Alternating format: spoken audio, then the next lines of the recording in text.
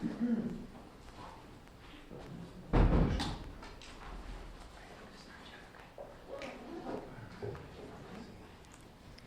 morning. Good to go? Okay. Good morning. I'm Kathy Chase, President of Advocates for Highway and Auto Safety.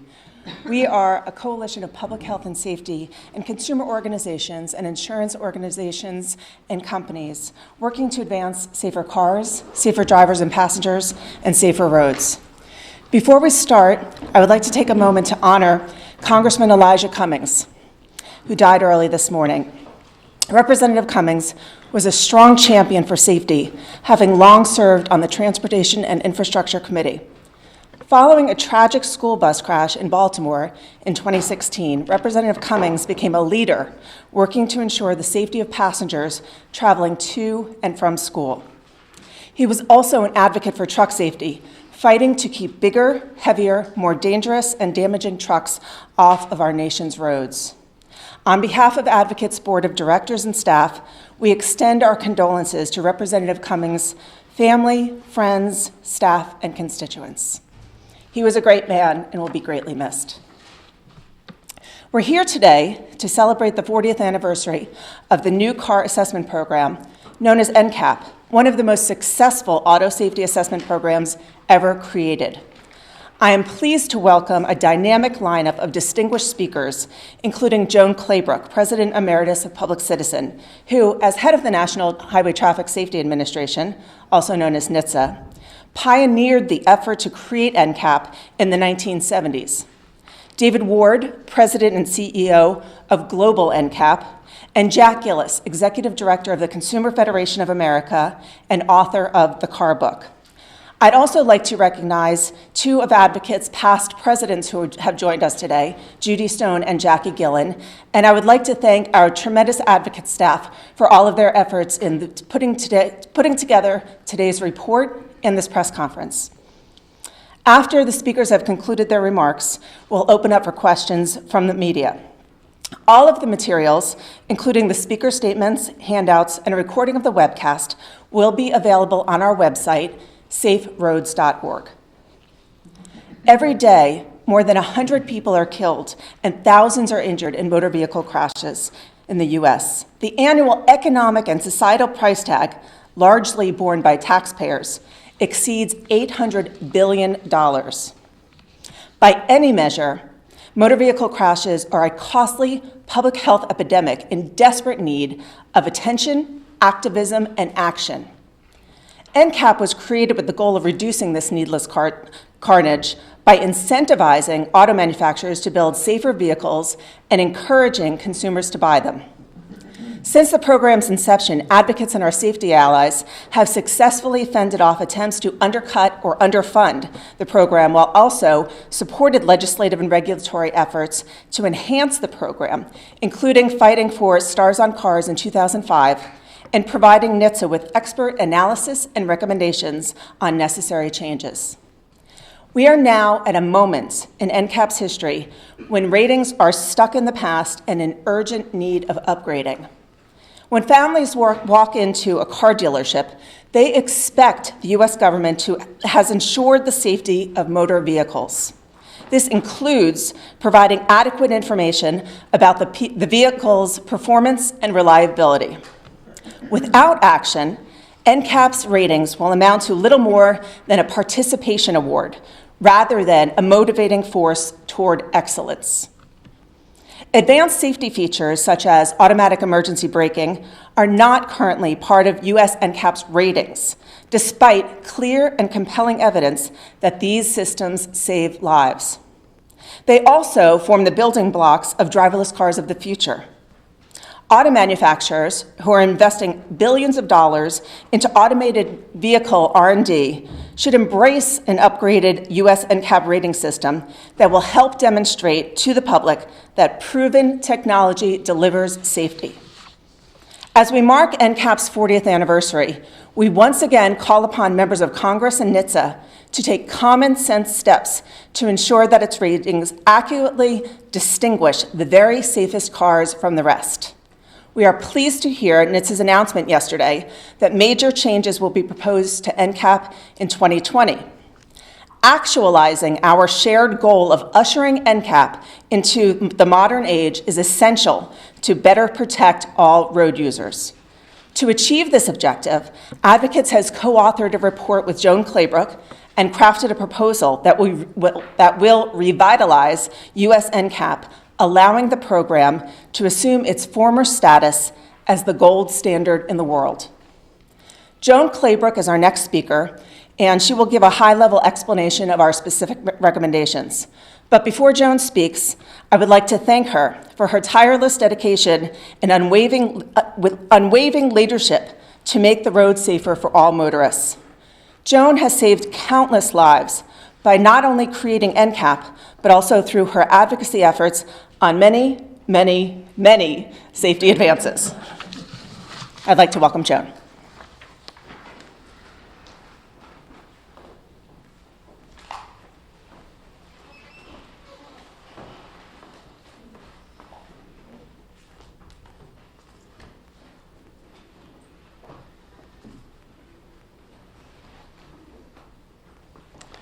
Thank you, Kathy, so much.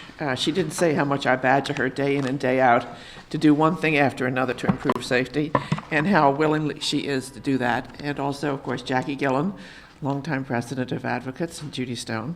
So we've been a team for some time, and it looks like we continue to be so. I'd also like to thank Peter Kurdak, who was a major force in getting this report done and finished, and Sean Kildare, who's not here. He's housed in Chicago, but he helps us all the time.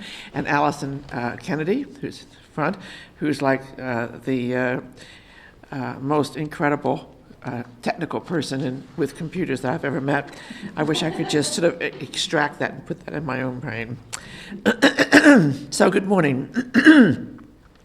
From 1977 to 1981, I served as administrator of the National Highway Traffic Safety Administration, appointed by Jimmy Carter.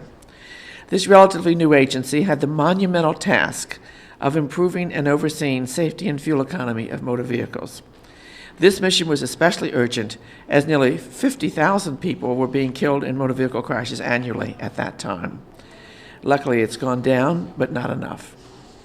Shortly after assuming office, I became concerned about the differential between highway speeds and the 30-mile-an-hour test in NHTSA's new airbag rule that had recently been issued. I also learned that auto companies were testing their vehicles at insufficient speeds to assure that all vehicles produced with met the federal safety standards. I learned that because I talked to the president of General Motors, Pete Estes, who called me on another matter, and I asked him at what speed they crash tested their vehicles to pass the 30-mile-an-hour standard. And he said 31 miles an hour, which obviously was not enough, because you're not going to have, for all of the production, you're not going to have all of them pass if you only tested at 31. We therefore decided to challenge the auto companies by providing consumers for the first time with information about the safety performance of new cars beyond the requirements in the federal safety standards. We conducted these tests at 35 miles an hour, which was 5 miles an hour above the standard requirement in the airbag rule. And we named this new idea the New Car Assessment Program, now known as NCAP. This important tool has provided car buyers with critical safety information.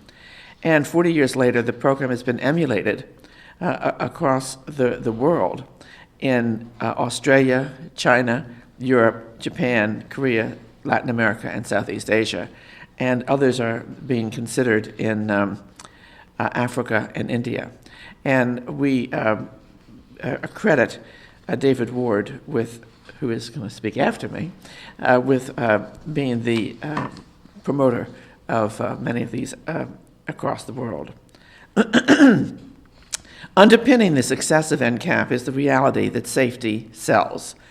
NCAP reports were wildly popular with the public, and automakers were quick to take notice. When I went on the Donahue Show in 1980 to promote the program, and this new thing called the Car Book, which Jack Gillis, who's the final speaker, put together for NHTSA. This was the first car book back in 1980. And what it did was shocking.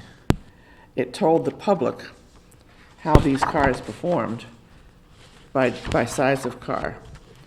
And they could look here and see the results of the crash tests. And it was just amazing. And Consumer Reports shortly thereafter, when we released this information, put it in their magazines so that the public had pretty good access to it. But the most amazing thing that happened was that when we offered it free of charge to the Donahue audience, 450,000 people requested copies. And we were completely overwhelmed, and we had to go rush to do additional printings to get it out. And in the meantime, Ronald Reagan became president, and it wasn't clear that he was going to pay for the extra car books that we had promoted so effectively on the Donahue Show. But luckily, that worked out, and they did. In 2005, the release of the NCAP information was brought to another level with the creation of something called Stars on Cars, which is having stars as the indicator of how well these cars were doing. The original one was a pass-fail, which the auto industry just hated. And so eventually they lobbied to get it to be something a little bit more gentle, and that's Stars on Cars. And so that visually demonstrates the safety ratings on the showroom price sticker window. That was another major achievement for which I credit Jackie Gillen and Mike DeWine. She lobbied Senator Mike DeWine, and he loved the idea of getting this information into the hands of consumers immediately. And so rather than have a lot of difficulty in persuading dealers to make it available, we passed, with Mike DeWine's help, passed a law that puts the information on the window sticker of the price window sticker that is in every car. And so it's available on every single car, the information from the NCAP program. And that's been incredibly effective. And we're lobbying David Ward to try and get other countries to do the same thing, because it is a really effective communication to the public. Unfortunately, after that improvement, the US NCAP, and even before that, has not kept up with important advances in vehicle safety, nor with what's happened across the world in these other programs. And a lot of what our report does, that we're releasing today, is, where's the report? Here it is. A lot of what this report does is it explains, this is our report today, and a lot of what it does is it explains the improvements made in other countries that have not been made in the United States. And there's a chart on page 5 which shows just a comparison of the Euro NCAP program and the US program. And you can see Euro has all of these tests, US has these. So while we were the... It's also on the poster right next to you, too. There it is, right there. Thank you. Well, that's some of them. This is all of them. And so what you see is that while the United States started this program in 1980, by today, it's just a small part of what the NCAP program could be, because that's what Europe is doing, and they're probably the most advanced. And then there are other countries that are doing it, and they're all listed in the appendix about what they're doing. So you can see for every country how well they're doing. This program, as I said, is a mere shell of its former self.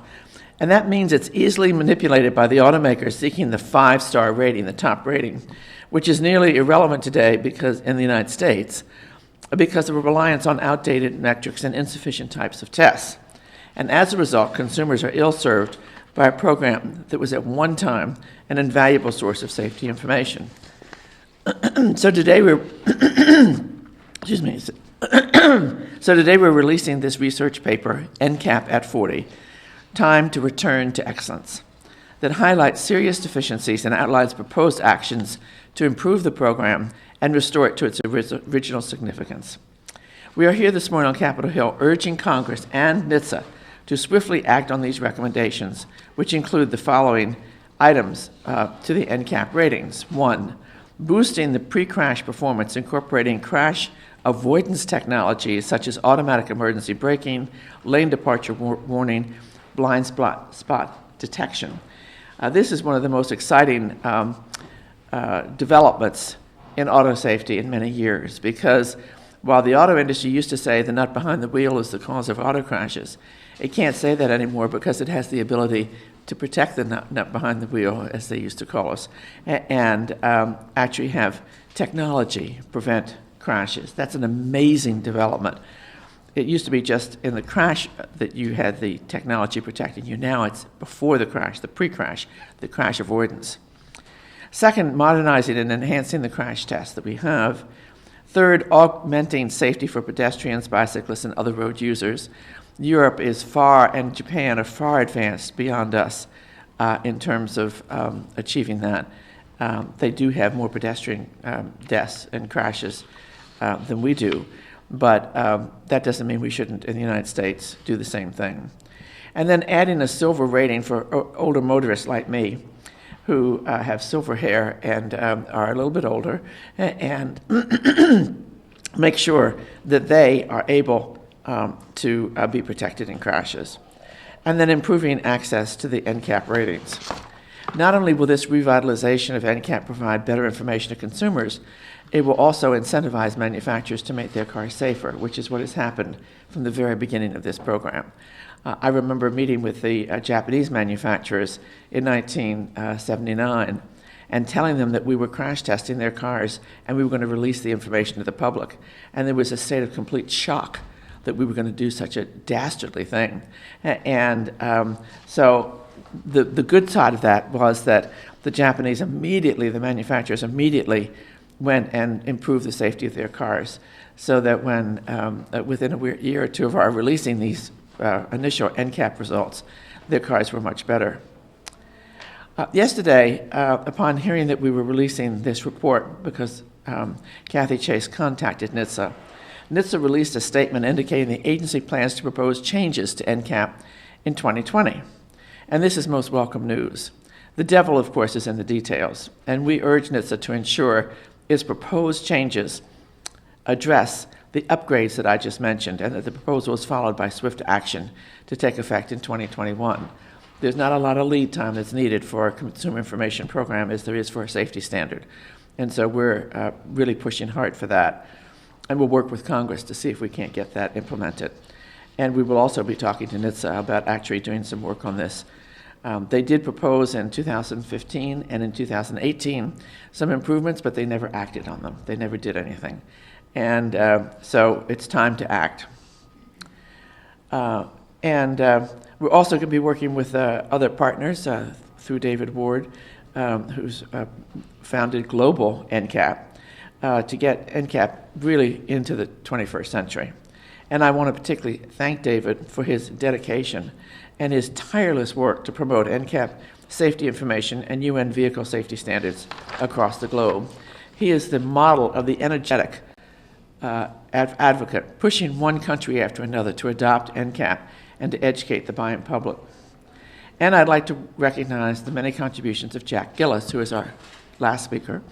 He is the executive director of the Consumer Federation of America, and the late Clarence Sitlow, who were both instrumental in ensuring consumers have adequate safety information through the publication of the Car Book. After this version of the Car Book was published by NHTSA, the Reagan administration refused to publish it anymore. And so Jack left NHTSA and started publishing it privately. I think he almost expired the first year in trying to get it done, but luckily he survived, and we're now in the 39th edition of the Car Book. And it was Jack who helped to develop the first Car Book with crash test information with me at NHTSA. And I also want to commend the National Transportation Safety Board for calling attention to necessary upgrades in their work, investigating crashes and issuing recommendations. And finally, I want to thank Advocates for Highway and Auto Safety for hosting this event, for co-authoring the report, and for 30 years of incredible efforts to make our roads safer. Advocates is a very unique combination of consumer groups and insurance companies who support the work of the consumer groups, putting together proposals and pushing for adoption of standards to improve safety on our highways. As we mark the 4 decades of NCAP, it's vital to accelerate improvements so that we can once again boast that this top-notch 5-star program is advancing auto safety in the marketplace, and I want to thank you all for joining us today. And I would now like to ask David Ward to come forward and, with his beautiful British accent, and tell us about his work worldwide.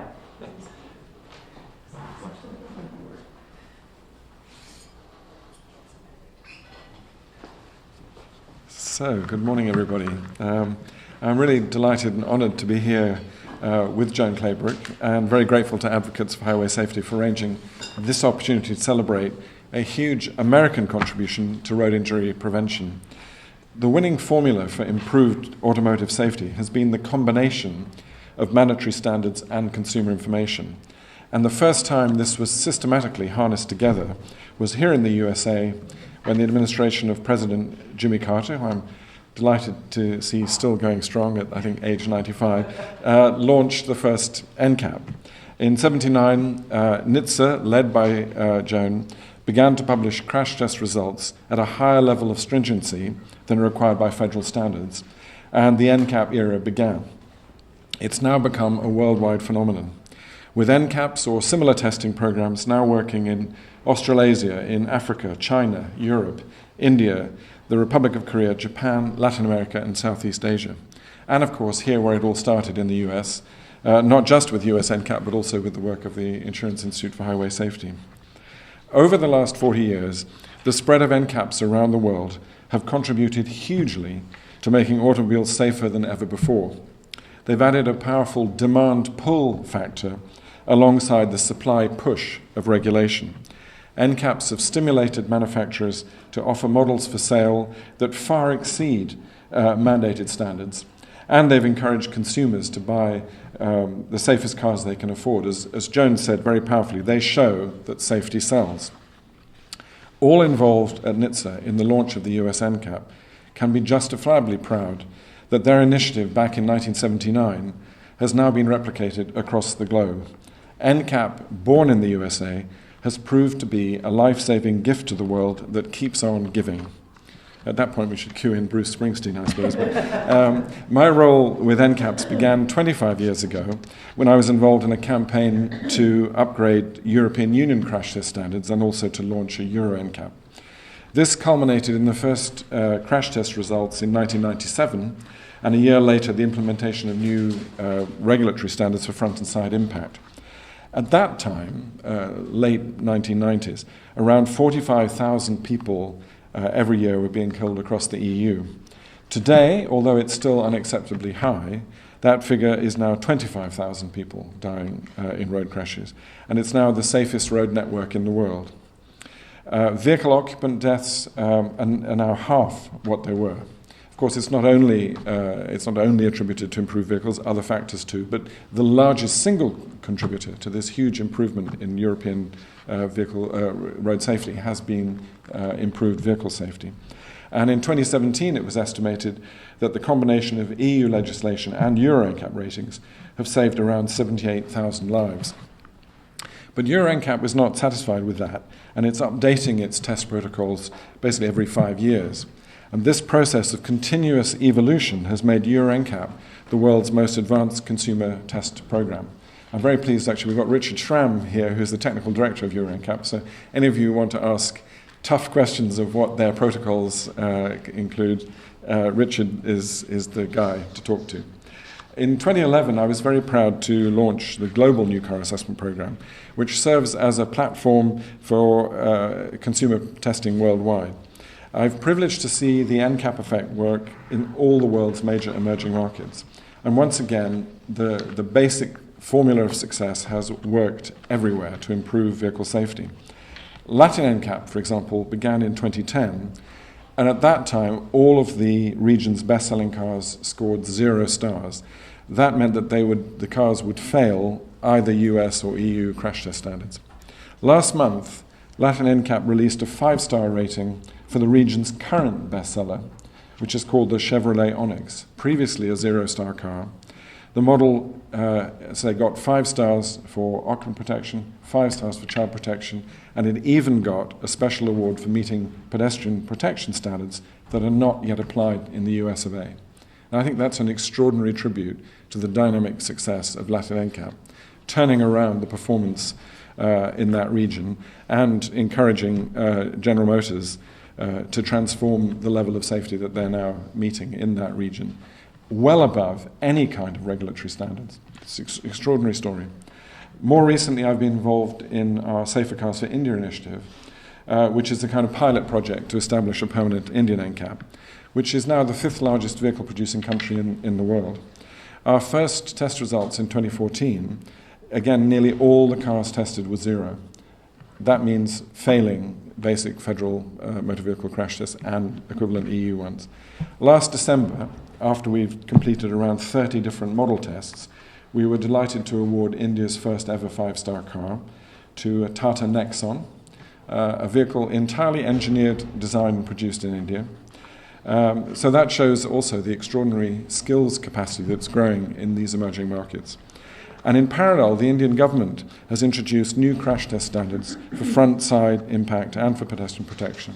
I might also mention for ABS in motorcycles. And in fact, their crash worthiness requirements now in India are tougher than in the US because they include pedestrian protection. I also might mention again that the US has not yet applied ABS in motorcycles. So India is on the march when it comes to safety. Of course, they need to. They have the highest number per capita road deaths in the world, but they're acting both legislatively and in consumer testing. These examples show the power of the NCAP model as a dynamic agent for change, building a market for safety across the world. And I'd just like to mention one other really interesting story is ASEAN NCAP, which was set up in 2012. And actually, when we inaugurated in 2012 their crash lab in Malacca, Joan was a guest of honor, and it was wonderful to see a new crash lab in Malaysia serving the Southeast Asian region. And this pace of innovation is extraordinary. ASEAN NCAPs now uprating their test protocols to include a blind spot detection system for motorcycles. In Southeast Asia, two-wheeler crashes are the major problem, but interaction with vehicles is huge and blind spot is huge. And what it shows is that NCAPs, new NCAPs, relatively infant NCAPs, are now introducing brand new test procedures, brand new, innovating in brand new technology. So really it's an unstoppable phenomenon to see how these test programs evolve. But I'd like to highlight 3 principal characteristics of NCAPs that I think explain their effectiveness and their success. Firstly, NCAPs must have strong operational independence, integrity, and outreach. NCAPs work because they're trusted by the car buying public. Of course, they must offer a level playing field to the manufacturers who are competing against each other to demonstrate their engineering skills and product safe performance. So that's an absolutely essential prerequisite for effective NCAPs. In addition, they must be based on sound evidence and technology assessment, so the ratings positively influence real-world crash risks and outcomes. And they need to exploit the growth of online media and find new ways to reach the car-buying public. All of this requires secure funding and continuous research capabilities. Secondly, NCAP should always promote best available technologies. They work best when they encourage both innovation and real-world deployment by stretching manufacturer performance. NCAPs are not about minimum standards. They're not a de facto regulatory system. And that is why they can and should include tests that are above and beyond regulation, maybe even well in advance of the potential for regulation. And that's why they must be regularly updated to keep pace with technological development. Now, this will become more challenging and even more important as we transition to a world of advanced driver systems, semi-autonomous vehicles, and so on. Now, as a rule of thumb, if an NCAP finds that most of its test models score 5 stars, then really that's a very powerful indicator that the ratings are too easy and they need upward revision. Thirdly, it's really essential to maintain a constructive dialogue with the manufacturers, with the OEMs. But I would like to make this important caveat.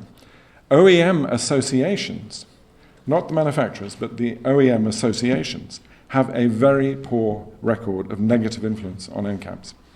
Both when manufacturers do well or poorly in NCAP tests, the dialogue that follows with the manufacturers is enormously valuable. It empowers both engineers and those responsible for brand values to strive to do better. And we've seen that process over and over again. I can mention, for instance, the Tata Nexon.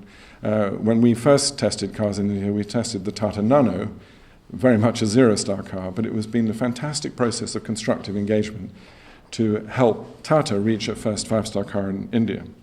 But unfortunately, this positive dynamic is far too often entirely absent at the level of OEM associations. Whilst they try to represent the industry on NCAP matters, they are never truly representative of the industry and the capabilities of automakers. Unfortunately, they always move at the speed of their least competitive member. They have to work collegiately. They have to set policies that they all commonly agree on. And so what that means is, in order to get an agreement, usually by consensus, they're going to only adopt recommendations or policies that reflect the least capable of their members. And that's why they have so often proved to be a drag anchor on NCAPs around the world. And I think that is something that has to change. When Euro NCAP was set up in 1996-97, ASEA, the European Car Manufacturers Association, opposed it, lobbied against it, tried to block funding, organized a rival press event at the launch to try and discredit the results. And I'm afraid that kind of practice I've seen again and again in all of the emerging markets that we work in. And I really do think we've got to get beyond this, which is why my advice to governments and legislators, talk to individual manufacturers bilaterally. Do not respond to the inevitable downgrading proposals or delaying proposals that industry associations will come up with.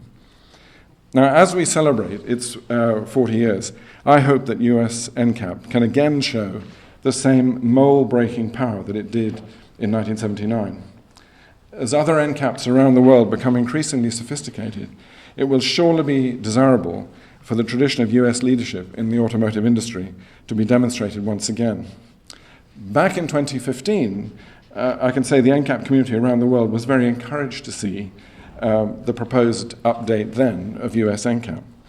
And I think we all hope, we're very pleased to hear, as of yesterday, that there's going to be a new proposal. I think we look forward and welcome that very much. For it's only by continuous improvement that any NCAP maintains its effectiveness. And I think that's the way to make US NCAP great again. I'd like to finish, it's a popular phrase I'm told, right? I just want to finish with a little, you've got a comparison here, but I can't resist showing this. This chart here, produced by an organization called CARS, that is, I'm very proud of this chart because there's a number of these here are kind of NCAPs that we've helped produce, but it's a comparative chart of all the NCAPs, all the level of stringency. I'm going to leave it on the desk. You can peruse it. And Richard's the kind of guy who can actually explain it in detail. But it does show very powerfully the extraordinary innovation and growth of NCAPs around the world, and it shows how advanced they've become. And in a way, I hope this is reading material for our colleagues in NHTSA, because it shows what else is going on around the world. But with that, thank you very much. I'll put this on the table so you can peruse the chart. And with that, I'm really delighted to welcome Jack Gillis, who, as everyone knows, was the author of the very first car book. Jack, the floor is yours. Thank you. Thank you very much. Again, my name is Jack Gillis. I'm Executive Director of the Consumer Federation of America. We are made up of over 250 state, local, and national organizations.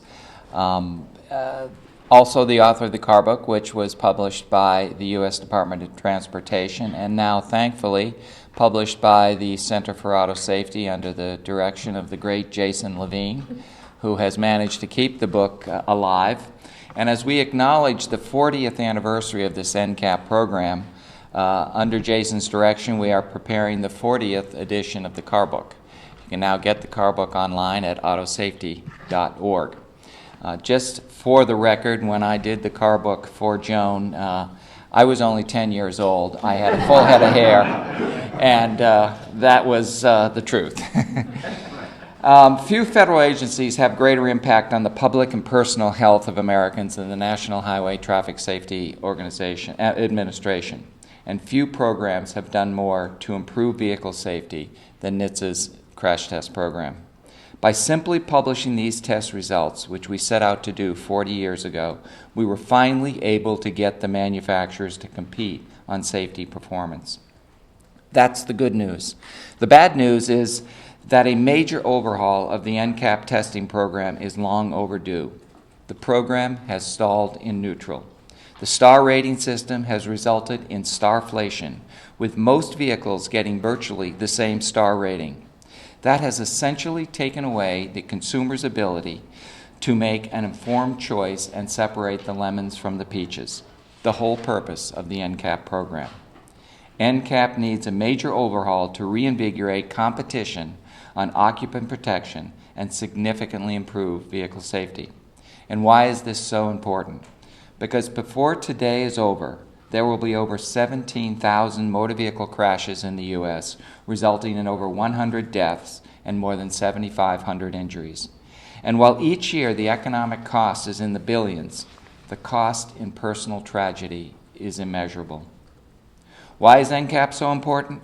Because combined with simple disclosure, the crash tests have enabled the American consumer to vote with their dollars for better performing, safer vehicles. Prior to NCAP, consumers had no idea which vehicles would protect them in a crash. And because we had no ability to make purchase decisions based on crash test performance, manufacturers had no incentive to improve their vehicles. By providing consumers with the ability to differentiate between the safety performance of vehicles, they became far safer than they were before the program began. Tragically, because the program has stalled, most vehicles now get the same star rating. The tremendous market power of NCAP has been neutered. It is important to remember that NCAP survived a long history of attacks by the car companies, claiming that it was inaccurate, ineffective, and misleading. Thankfully, due to the strong support by safety advocates, including Joan Claybrook, Clarence Stitlow, and the Center for Auto Safety, its popularity with the American public has continued. The program has survived, and those car makers who fought the program have come around. Today, few ads fail to mention the now too common 5-star ratings. That is the power of what I call regulation by information. By giving consumers access to comparative information on crash test performance, car makers were forced to improve the safety and performance of their vehicles. Sadly, this initially wonderful program has lost its ability to bring about safety improvements. While there have been notable improvements in the program during the past decades, we're essentially testing vehicles the same way we did 40 years ago. First and foremost, NHTSA needs to address starflation. NHTSA's star system today does little to differentiate the performance of vehicles because the majority of vehicles now get the same rating. This has essentially neutered the consumer's ability to differentiate the best performers from the worst. That's why in the car book we use the very same crash test data generated by NHTSA to separate performance on a scale of 1 to 10 so consumers can identify the truly top performers. NHTSA needs to adopt such a system, as well as increase the speed at which the tests are conducted. We believe that a program that challenges the manufacturer to post the highest speed at which their vehicle will pass an updated test protocol would set competition for safety on fire. Vehicle safety design and technology is light years ahead of the current crash test program. NHTSA must move forward to develop new and more sophisticated methods of measuring a vehicle's ability to protect us in a crash and combine that effort with a simple and easily comparable method of presenting those results to the American car buyer. NCAP has proven that regulation by information works, but today the program is stalled in neutral and does little to help consumers make the safest choice possible. NCAP needs to keep up with the rest of the world, not only to ensure that Americans have access to the safest cars in the world, but also to keep American vehicles globally competitive. Doing so and publishing differentiated competitive test results will result in a giant leap forward in the safety of American cars and a significant reduction in the death and injury caused by products that most of us depend on every single day. So thank you very much, and with that, Kathy, you're opening the floor to questions. Yes. Does any member of the press have any questions? No? Okay. Yes. So you guys noted that in 2015 NHTSA proposed some improvements. Why, in your view, did that package stall? And what can you do to get it done in the U.S. This time around? We had another concern with the proposal in 2015, other than it stalled. The details that were provided in that proposal were not quite significant. There wasn't enough meat on the bones. So we'd like to see, moving forward, even more improvements that were proposed in 2015.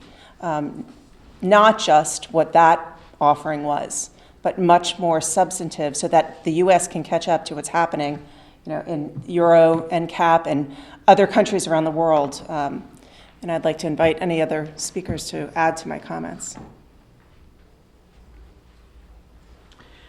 Excuse me, we were very disappointed that nothing happened to the 2015 proposal. The NHTSA administrator at the time was very enthusiastic about it, and then was not allowed through OMB, the Office of Management and Budget in the White House, to move forward with it. And so it was essentially quashed by the Obama administration. And we were really disturbed because we had, the safety advocates had supported moving forward with the 2015 proposals. And in the course of that process, what happens is that you get meat on the bones, more meat on the bones. And I think advocates submitted comments. I think the Center for Auto Safety submitted comments.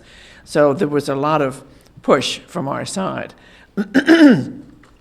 Again, in 2018, lesser proposals with less meat on the bones came forward out of NHTSA, and nothing ever happened to them either. And now NHTSA has said that in 2020 they're going to put out a new set of proposals. We don't know whether they're going to have a little bit of meat on the bones, no meat on the bones, a lot of meat on the bones. We don't know.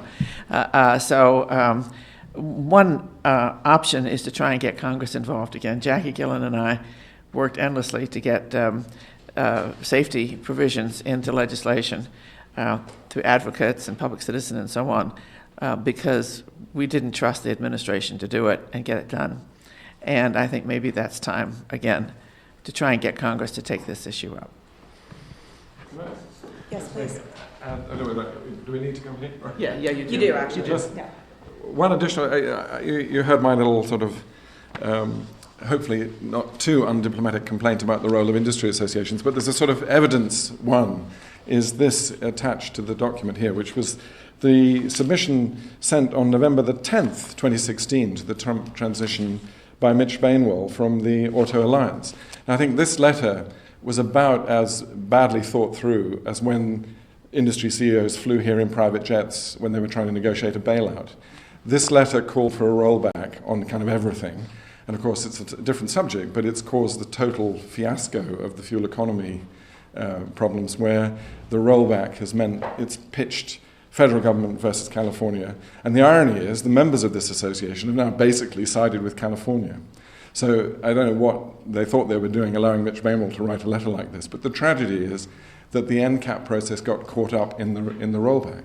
And I don't understand this. NCAP is not a mandatory regulatory system. It's about market incentives.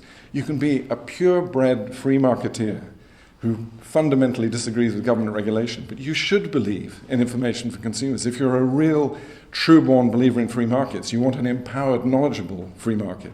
So anyone who's a rampant, born-again free marketeer should back NCAPs. Why the industry associations, not just here but everywhere, tend to try and hold back NCAPs is just perplexing to me.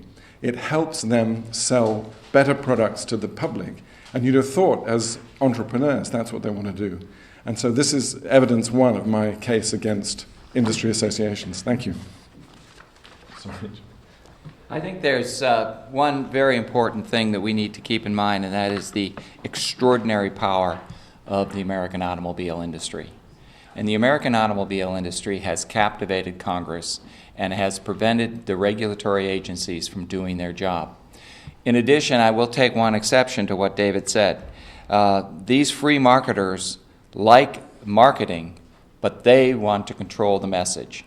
And with the NCAP program, they can't control the message, and they're afraid of it. They're afraid of revising the standards. They're afraid of improving the standards, just like they were afraid of the standards when they were first issued. And when Joan decided to up the ante and crash the cars at 35 miles per hour. One of the things that Joan alluded to, which we hope to take advantage of, is that when the Japanese manufacturers realized that this program was going to stay in place, they went back to the drawing board, improved the safety of the performance of their vehicles, while GM, Ford, and Chrysler were spending millions of dollars trying to fight the publication of these results. The Japanese better understood the needs of the American public than the Detroit manufacturers. So hopefully going forward, we will find manufacturers who, like David, are true free marketers who want to expose the fact that their products are better than their competitors' products and will jump on board with a new and invigorated NCAP program. I'd just like to close out this conversation by saying that's why I think the American industry went bankrupt, because it was no, no, no, don't fix, and the other vehicles manufactured across the world outcompeted them, and I hope they've learned their lesson. Any other questions? Thank you very much. Thank you for coming. Thank you. Richard, you got away lightly about that. Yeah, be sure to ask Richard any questions. Yeah.